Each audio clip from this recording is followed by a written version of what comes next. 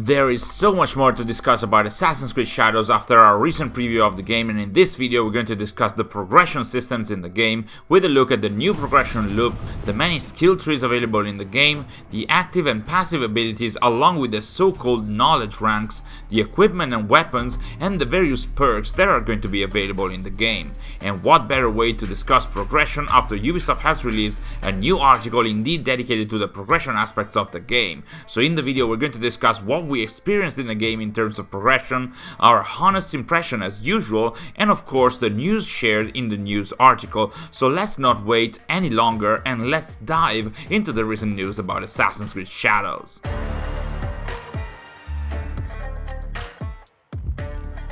Much like in the previous RPG games of the franchise, progression is at the core of Shadows as well, and the system here has some similarities to the previous games, but there are also some new elements being brought to the table. So the way it works in Shadows is that the player will have to gain experience points in order to raise their level and stats, and they can do that by completing quests, doing activities, even just eliminating enemies like in the previous games. Leveling up will allow players to obtain the skill points that this time are called mastery points, but these mastery points can also be obtained in other ways, such as eliminating targets or the samurai daisho strong enemies, or by performing activities in the world such as finding ninja scrolls on Naoi's side and completing some samurai duels on Yasuke's side. If that's still the case, at least, this is news from before the delays and we weren't able to test those activities in our build. Anyway, these mastery points will be given equally to Naoi and Yasuke, and you'll be able to spend them in the mastery page of the menu, which as you can see is now organized into 6 skill trees for each character called mastery trees, which pertain to our main characters and their archetypes, as Ubisoft calls them, but also their weapons. More specifically, Yasuke will have 5 skill trees dedicated to each of his weapon types, plus a skill tree dedicated to his samurai trait or archetype, which is going to focus on ways to improve the combat sessions, such as being able to switch weapons mid-combo, which you can unlock through the link attack skill, while now instead we'll have 3 skill trees dedicated to her weapon types, plus 1 skill tree dedicated to her stealth tools, and 2 more for her shinobi and assassin archetypes, which will be definitely focused respectively on stealth and agile movements and eagle visions and the various types of assassinations, and I know I'm looking forward to these last 2 for sure. Each of these skill trees will have nodes that feature augmented stats and both active and passive skills, which means that players will be quite free to use their skill points in multiple ways. For example, you can decide to focus on a specific trait or weapon of your favorite character and pour all your mastery points in there, and bear in mind that some of these skills and abilities also have upgrades or tiers of their own. Or you can also try and have a more overall kind of spending in all the skill branches, or you can also have any other type of approach in between, even though you're also going to get buffs based on how many skill points you're going to spend in a specific tree, so you'll have to keep that in mind as well. For example, the more skill points you use in the samurai skill tree for Yasuke, the higher will be your samurai mastery buff, which will increase your basic health, and the more skill points you use in the assassin skill tree for Naoi, the more adrenaline you'll gain after every assassination. But of course, as usual, you can reset and redistribute the skill points at any time should you wish to focus on a different trait or weapon and their skill tree buff.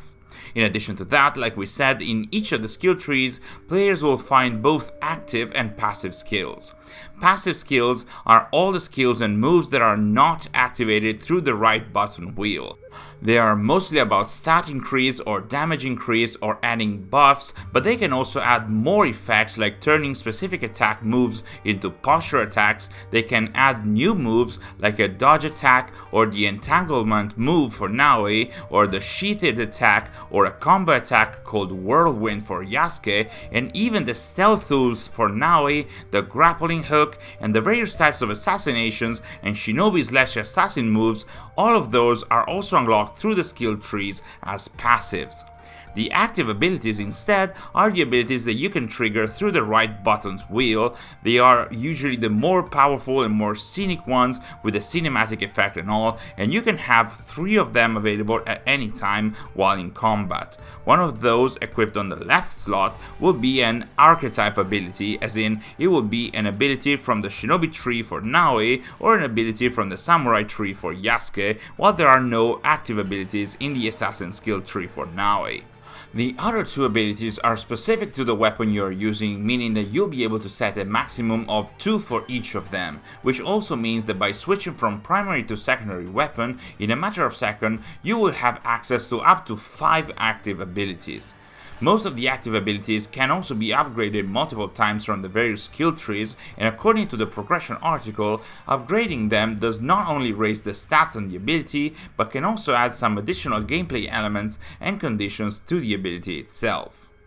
Not all skills and abilities are going to be available immediately though. In fact, they are going to be organized in tiers called knowledge ranks, and in order to unlock those, players will have to obtain the so-called knowledge points that in turn can be gained by completing some specific activities in the world identified by red or dark orange icons, such as the Kujikiri meditation sequences for Naoi, or the mounted archery or kata training sessions for Yasuke, or praying at shrines, or even finding the so-called lost pages hidden in the various temples. In total, the game will feature 6 skill tiers or knowledge ranks that are identified by the Japanese numerals 1 to 6 on this column, and considering that when we started our playthrough test you needed 10 knowledge points to get to the next rank, we can surmise there can be at least around 60 knowledge points to obtain in the game, although I would expect them to be a lot more than that. According to the progression article, the explanation for this is that knowledge in the game is a proxy of the character's mental readiness, meaning that only once the character gains knowledge, they'll be able to perform more moves and obtain more upgrades, and interestingly enough, the activities that provide knowledge and thus the points are all non-violent, which is quite consistent with the Japanese setting and philosophy. So it's a nice image, but I still can't shake the feeling that these tiers are sometimes going to feel like limitations as well. I get why these tiers might be put in place, like you don't want some of the endgame abilities to be available at the start of the game, or conversely, you want the player to get the feeling of progression slowly through the entirety of their playthrough, but at the same time, this tier system does feel like it's a bit of an imposed limitation that kind of clashes with the idea of going all in on one skill tree and thus on one playstyle, because once you have cleared the skill nodes in that tier, you won't be able to move past those unless you do the Kujikiri, the Kata, and all the other side activities, and thus will have to place the new skill points somewhere else or keep them for when they unlock the new rank.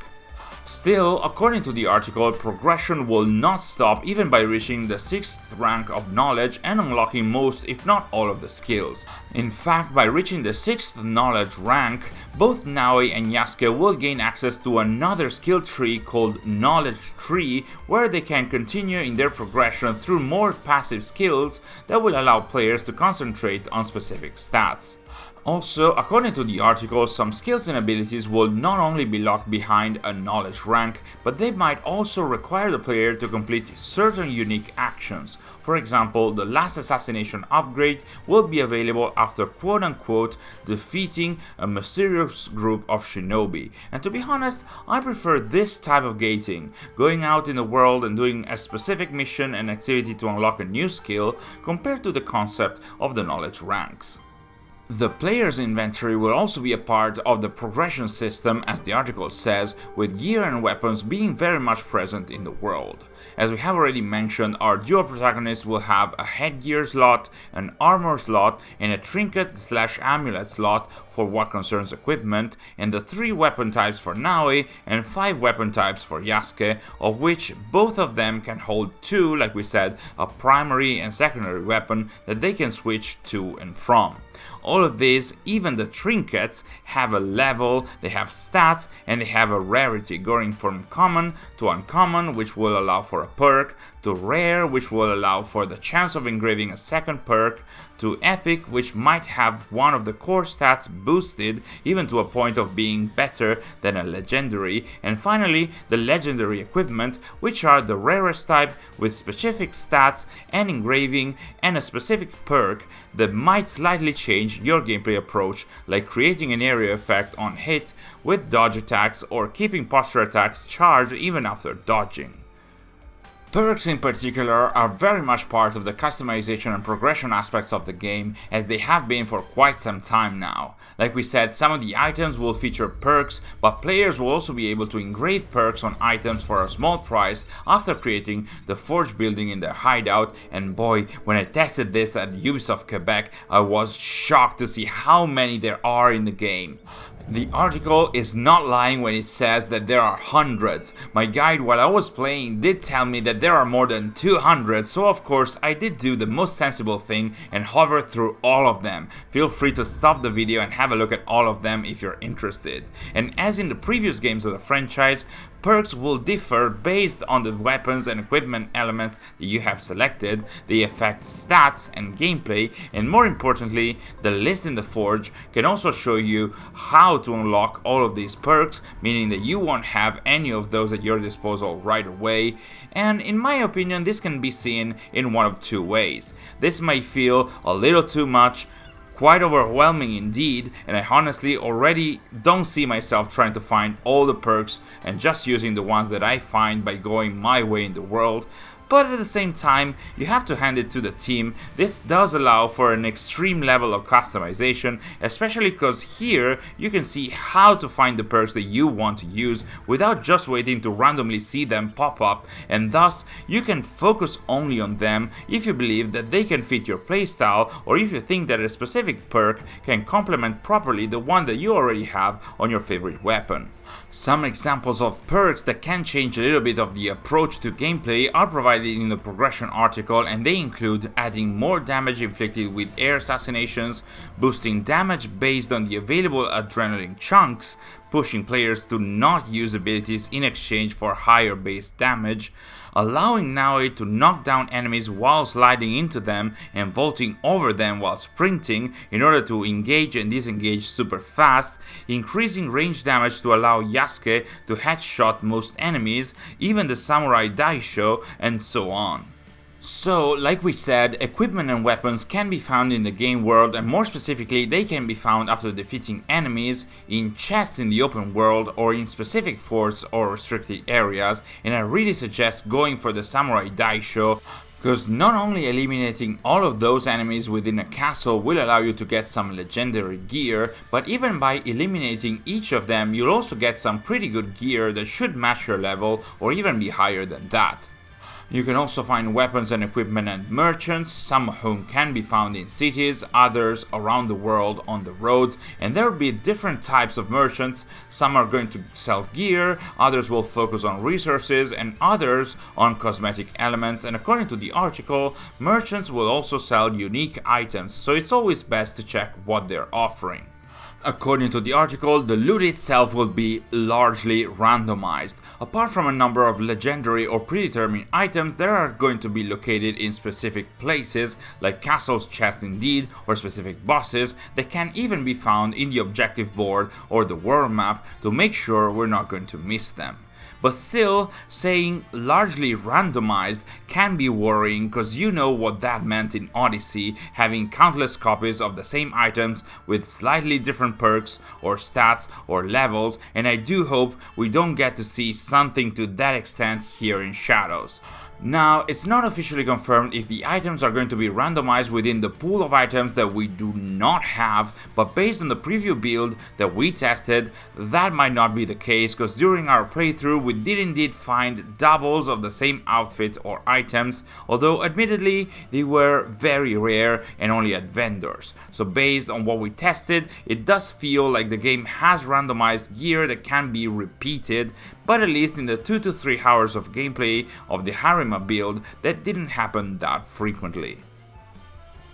If only if players are going to be submerged by slightly different copies of the same items, they will at least be able to mitigate that through the visual customization / transmog feature that allows players to keep the stats and perks of a weapon or equipment item, but changing its visuals to those of any other item that they already own. Now, this has been a feature that's been made available since Assassin's Creed Odyssey 7 years ago, and this time it will be available at launch. It's going to be unlocked by building the Forge building in the hideout, and after that players will be able to use it wherever they are in the world and at no cost. While in Assassin's Creed Valhalla you also had to pay some in-game currency in order to change the visuals of your items. Also, and this is new to Shadows, players will be able to change the visuals of different parts of their weapons, with the article mentioning that players can at least get to change the visuals of the blade, the guard, and the handle of their weapons,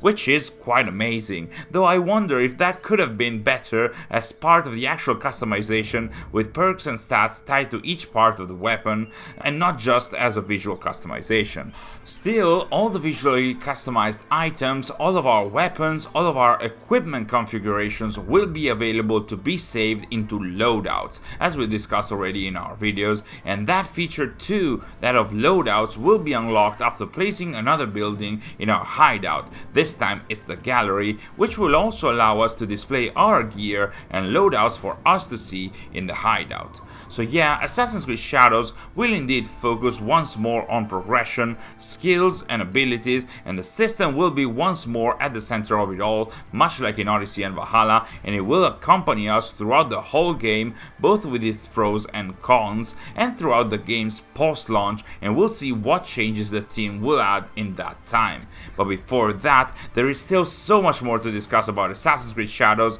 and its main gameplay systems, which we have discussed in our main preview that you can find on screen right now. Thanks for watching, a huge thanks to our HCA insiders and initiates for the amazing support, and I'll see you all in our next video.